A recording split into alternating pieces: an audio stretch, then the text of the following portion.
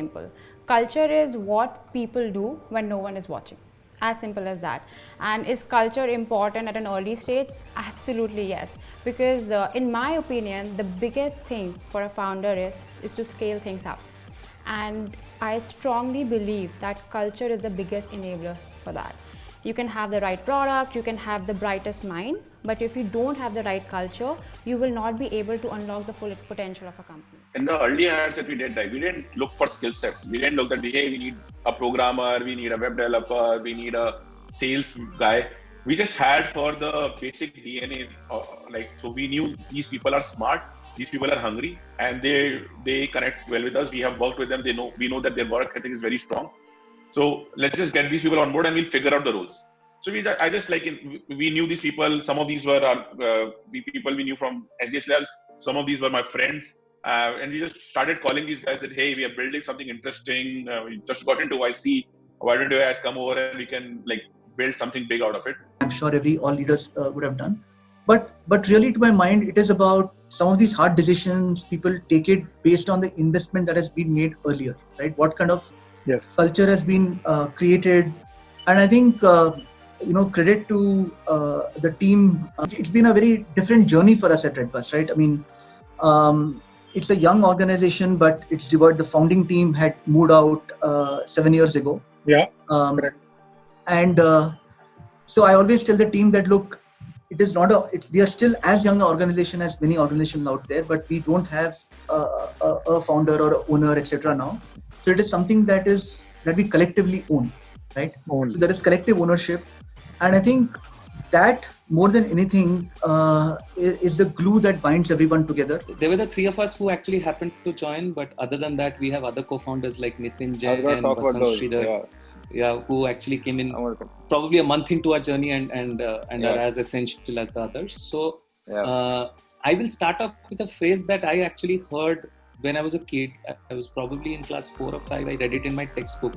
It was Isaac Newton saying, "I can see further than others because I stand on the shoulder of giants." One of Isaac Newton's most quotable quotes. He's very laconic, hardly says anything, but this is one thing that has stayed in my head, that if you stand on the shoulder of giants, you can always see further ahead, and hence probably build something which is far more valuable and far more differentiated. So how do you build a giant? How do you build a co-founder? Is one, what he comes up with, plus how you create an atmosphere for him or her to be successful along with you is how I think about it.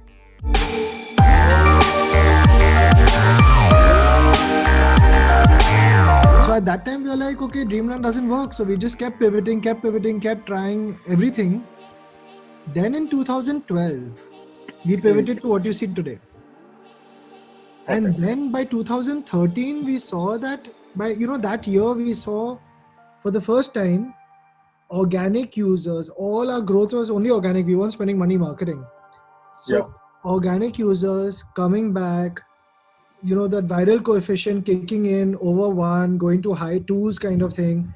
Every new user would invite 2 friends. We would ask users where they came from. They would always say like friends and family, like reference. We saw that word of mouth sort of kicking in. Correct. And the most important thing, which I think a lot of people they don't give enough importance to, is retention. We've had the privilege of building this amazing business model, which was purely taught to us by customers and supported by partners like you guys. So and at least today we are at a stage where we've figured out that there are many businesses, there are many platforms today, there are many marketplaces today, but people get offered a wide variety of choice of products. But as a business, if you take the pain of understanding what the consumer wants beyond what are the obvious choices in the market, and if you take the pain of going to the depth of solving a customer's problem, there is a huge opportunity that you can create. Hey, there is no one answer to this, because it's like you're saying, what is this mantra to build a sustainable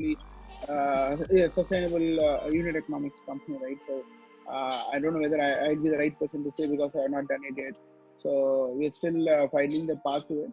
there are certain learnings which I carry, which I could apply.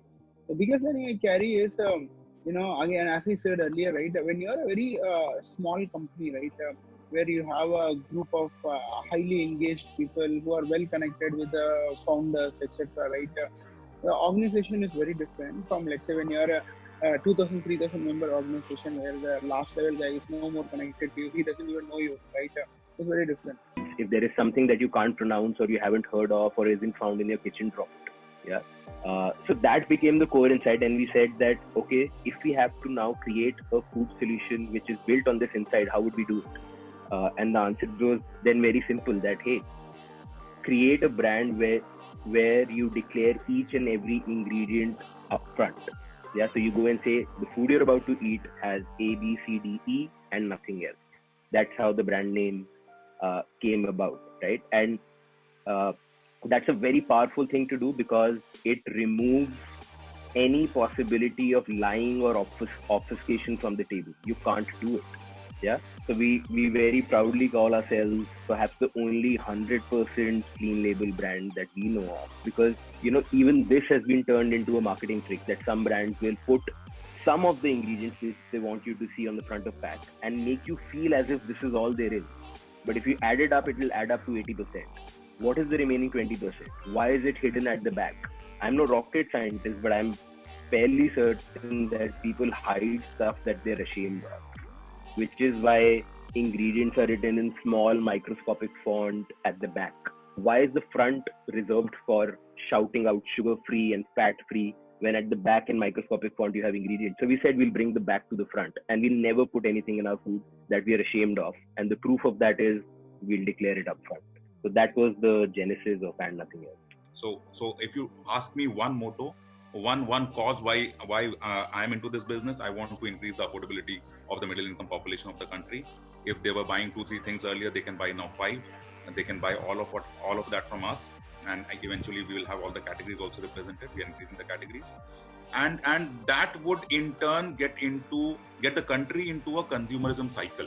Now the economy will grow when there will be exchange of hands, and there will be more and more of consumption, and that's the lead project. If you have to say that what we are essentially going to do, we are essentially going to increase their affordability by bringing the merchandise at low cost to them and bringing it all at their doorsteps. So we were looking at areas where that skill could be horizontally deployed and unlock value.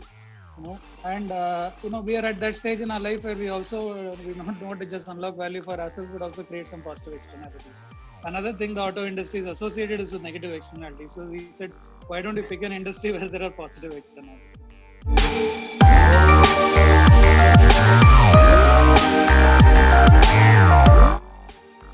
So I think we started off on a little bit of where the company was going through a transformation period. And we realized that we had very big growth ambitions, very big plans, which needed us to be all in. But our ego, if I could use that Top Gun dialogue, our ego was writing checks that we could not cash because we weren't flushed with funds. And we were going about a pretty dicey fundraise process at that point of time. And I think this wasn't a conversation, it was kind of implicit. Viru, I don't know if you remember, but when Viru and I got together, we had this assumption that we're raising a whole lot of money and we're going to go all guns blazing. And we realized that money wasn't there in a month's time. And so I think it was a test of our commitment to each other. I remember, Vikram, over a drink, you telling me that you thought I wouldn't be there and wouldn't last out. And, I'm sure Viru had his own doubts early on. But I think we both came together and said, heads down, let's fire the banker, let's do this ourselves, let's raise the capital. And irrespective of what we have, we're going to make it work. When we started the business, we needed money, so I did go around. But I think it was a horrible time to go around asking for money for a brokerage firm. Right? I mean, 2010 is the worst year for broking as an industry ever. Right? Again, as I said, right place, right time, timing, etc. I mean, starting business then was extremely foolish.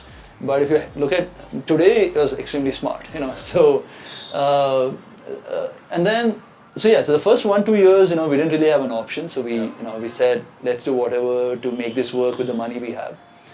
But then by second, third year, we started making money, right? And then I didn't really see a use of raising money. In a sense, I didn't know what I'll do by raising money, right? But didn't you ever think about, I can, have my equity marked up to a certain value, other people will value it? Yeah, I mean, I don't know. I mean, I'm probably very traditional in that sense. For me, like, even today when people talk about this valuation of Zero, I'm like, dude, whatever's in the bank is my value. I'm not even thinking of, what is the money in the bank account is actually my real value, So everything else is just paper.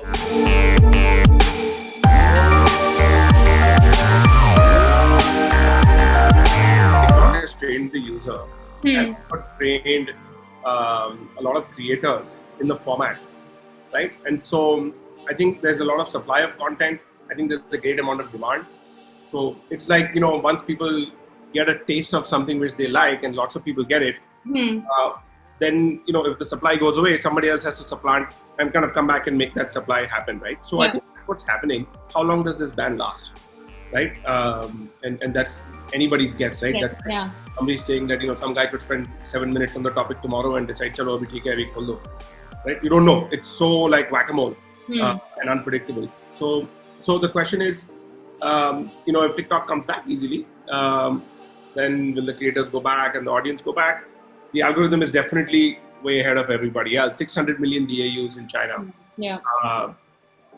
Unbelievable, right? So I think it's a short-term bet. I think winning is not obvious. You have to keep investing a lot.